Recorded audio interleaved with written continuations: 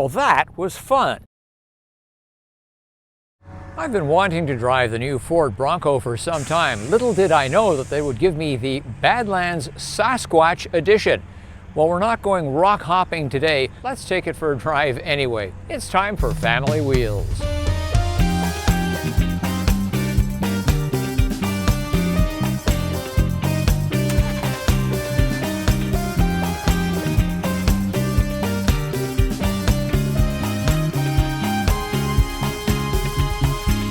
Whether the vehicle is front, rear, or all-wheel drive, your likes give our channel traction. So do us a small favor and help spread the word.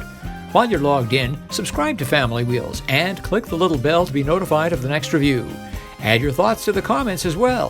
Thanks.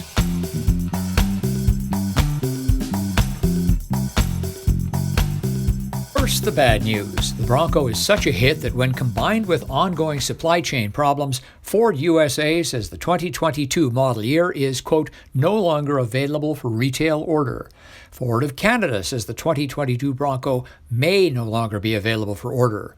Check internet forums for horror stories of dealers, particularly in the US, jacking up the price by thousands of dollars. And there's a hot resale market for 2021 Broncos like this one.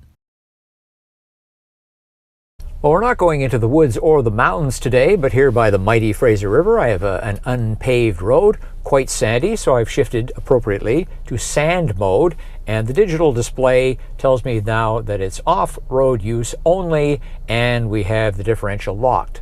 Well, the Bronco, especially at this higher specification, has oodles of drive modes. They have something called GOAT, goes over any type of terrain. Play on greatest of all time. We've got normal, eco, slippery, mud and ruts, sand, Baja, gotta go a long way to use that one, and rock crawl for real hardcore driving. And for towing, here in the middle, you press a button and then it unlocks the diff.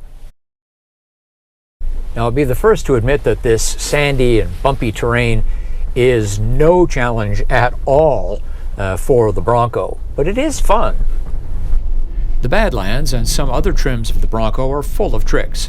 Bilstein dampers, electronic locking front and rear axles, automatic or on-demand four-wheel drive engagement, and front stabilizer bar disconnect to help get over large objects. The Sasquatch package includes 35-inch tires, 17-inch wheels that can be bead-locked to mechanically clamp tire and rim together, and high-clearance fender flares. This thing rides high. Hat tip to Ford for putting in an independent front suspension. This makes life that little bit nicer. The pleasure in driving the Bronco gets me thinking of why these things are such hot sellers now. Well, of course, it's an excellent vehicle, but I think it goes back to the start of the pandemic.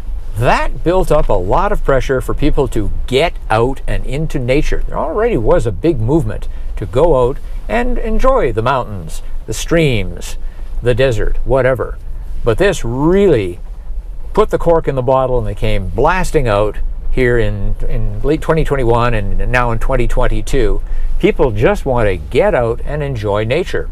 If you want to get away from it all, why not do it on the back road in a very capable vehicle like the Ford Bronco?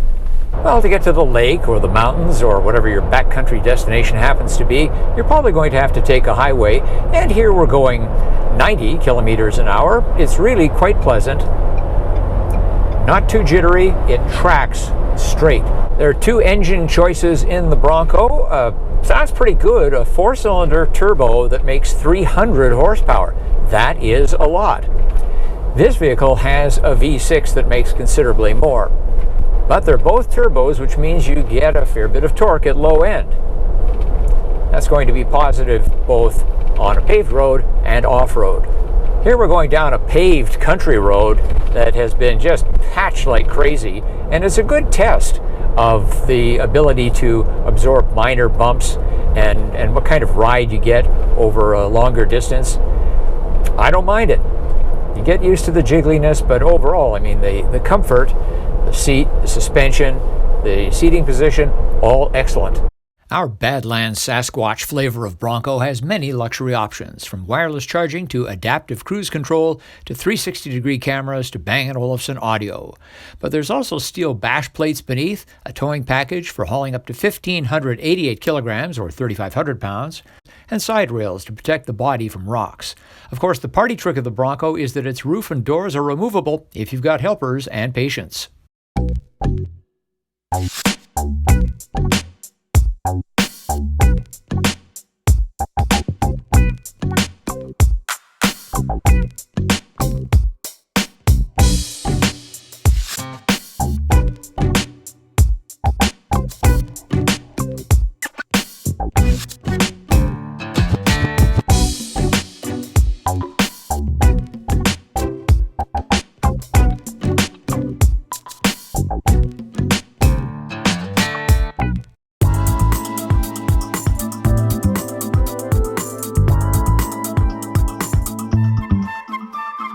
Okay, the Badlands edition of the Bronco does hold our standard cargo of 3 bags of groceries, a backpack, and a stroller. There's not a lot of room beyond that, and one of the reasons is this heavy steel superstructure that runs all the way up to the front of the cabin and enables all those roof panels to come off. Underneath here, we have a small storage bin as well as the jack for the spare tire, which is hanging off the tailgate. In addition, there is a 12-volt outlet on the right.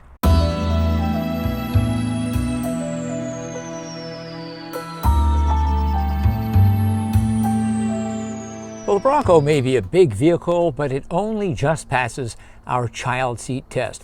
Behind me, a rear-facing child seat, the one that takes up the most space. Up front, I'm 5 feet 11 inches, 180 centimeters tall, and my knees do clear the glove box door by about an inch or so, but that's it. If you're headed to the back country with 3 of your best bros, the 2 in the back seat will do all right. There's a decent amount of room. My knees aren't up against the driver's seat, which is, of course, set for me. Also back here, there is a 110-volt, 400-watt 3-prong outlet and 2 USB ports, one Type A, one C. Also of note for backseat passengers, no center armrest. Well, that was fun. The Ford Bronco is an outstanding off-roader and a pretty good all-rounder too. What'd you think? Leave a comment. As always, thanks for watching, thanks for liking, thanks for subscribing. I'm Richard Detman, and I'll see you next time on Family Wheels.